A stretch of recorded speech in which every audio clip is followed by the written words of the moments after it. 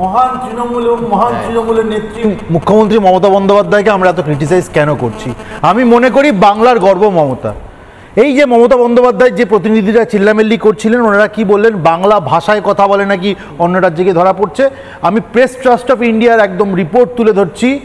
ওড়িশাতে recently 444 জনকে ধরা হয়েছিল, তার মধ্যে জানা গেছে 335 জনের জাল নথি। বাংলায় কথা বলছিল বলে ধরা হয়নি, জাল নথি ছিল বলে ধরা হয়েছে। বাংলার গর্ব মমতা। বাংলার গর্ব মমতা কেন?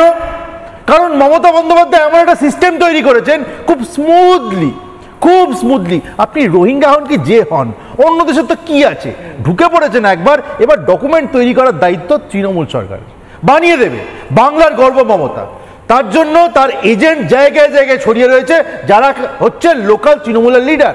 ডিপোর্টেশন যেখানে সারা দেশ জুড়ে হচ্ছে, 40,000 মানুষকে চিহ্নিতকরণ করা হয়েছে।